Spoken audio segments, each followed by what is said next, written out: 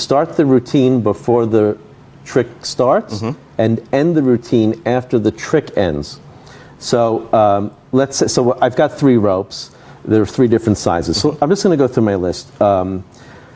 I got verbal incongruity, physical incongruity. Okay, so you could do, let's say, physical incongruity. You could take the ropes and, let's say, the small one, you can make you just hold it over your lip and it's a mustache. Right. And then maybe you can say, and then I have a mustache that's, the next year, if I don't shave, I have this size mustache and this. So that's physical incongruity. It's a stupid, you know, playing with the ropes. But that's how I would start, you know, creating the routine. Sure. Let's see, clumsiness. Well, there's a great old juggling bit. Do you know the bit? I know the floor juggling dropping thing with 3 objects. Yes. I absolutely know it's the funniest thing. Yeah, this one. It's like this. Where go ahead. Are we out here? Okay. So I'm gonna show, I'm sorry. I'll get that. Let me get the. I'll get the. Yeah. If I could just. That's right. That thing. So you could, beautiful.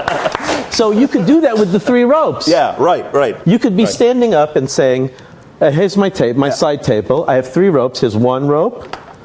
Here's the second rope. And then as you bring the 3rd rope to the hand, you drop the first one, and then you just keep going. Get that one. So now that's clumsiness. Yeah. So so there you go. So that's another gag. Well, something goes wrong, that's easy. You could make sure the trick doesn't work once. Yep.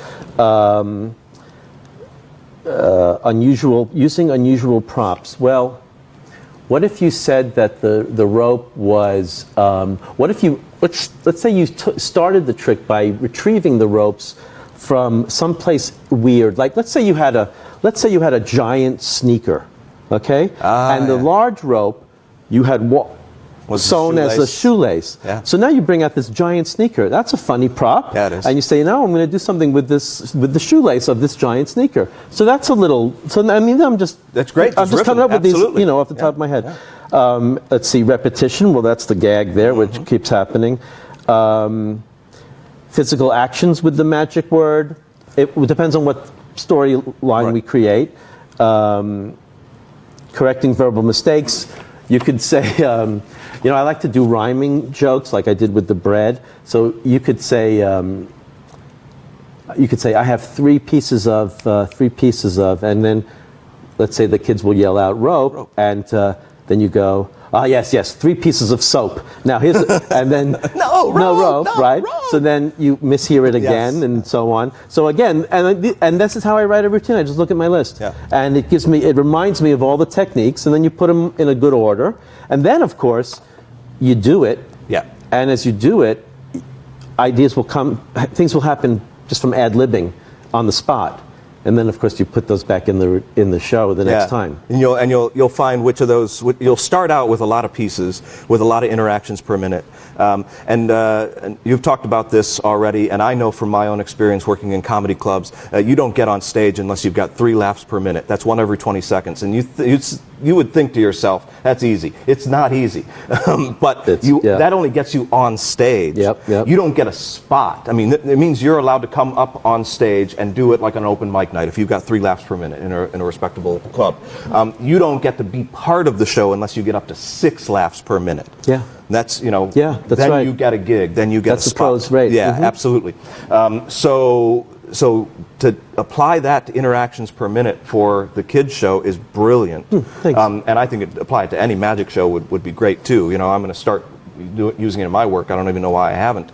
But the other thing is when the bookers would listen to the comedy club shows, they would never watch them. They would listen to them. That's right.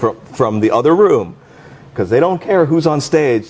All they're listening for is the crowd reaction. Yep. So same thing here. When I listen to your show, there's just something happening, and you know the kids are saying something, and they're laughing and they're screaming, and not screaming in bad ways, like like some of the sucker trick things that you were talking about that you kind of made fun of, which I'm glad you made fun of them a little bit, because personally I dislike sucker tricks. When kids are screaming, turn it around, it's over there, open this one, that kind of stuff. I think it's mostly because the performers aren't performing it right, but usually what the kids are saying is, you're an idiot, and now all the performer's doing is proving it. I think when you do something like that... I don't do that, do I? You don't. Okay, No, that's what I'm saying. You approach it differently. Just like your little point of saying, oh, yeah, no, I understand what you mean now, the other way, and then you do it the other way. Now you're not an idiot, now you're silly. Yeah. There's a big difference, right? I'm playing around. Exactly. Yeah, exactly. Yeah. They know you're playing with them, and I'll tell you something else that you hinted at, and that is I like the interactions to be organic. Mm-hmm. Like I said before, that at a rap concert they say, "Everybody scream." Yeah. That to me, that's not organic. That's not. If you're that good, they shouldn't have to. Shouldn't have to tell them. Yeah, and a lot of the times, I mean, a lot of times you didn't even have to coax the magic word. They just know. Yeah, they're ready. Yeah. Yeah. So I like it to be. I like this interactions to be organic, for them to come up with the. Rather than to stretch the wand and all of that. Them coming up with it rather than me telling them. So brilliant. Like there's children's theater, which not a big fan of that. Well, like let's say someone says, like children. Okay, so classic children's theater is like, okay, everybody, pretend it's raining. Go like this with your fingers and make it rain. Make it rain. Make it rain. And so to me that's a very contrived. Yeah. I like it to be, anyway, more organic. Yeah, absolutely. Now, in your opinion, what would you say are the top, say, 3 fears, concerns, or frustrations with parents when they book? What do you think the parents are concerned about most, more than anything else? That's a very good question. I'm going to guess.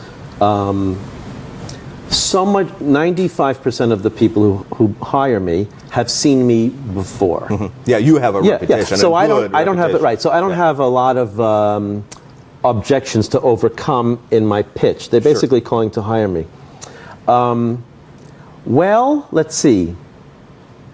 I think not being able to hold the children's attention. Probably number one. Right? I think that's a big one. Yeah. Because they have all seen bad performers. They all have seen it, and of course that's bad for business. But they've seen it, and because they tell me, they don't tell me, oh, this other guy, but they're very they're very. I don't even know if anyone heard that.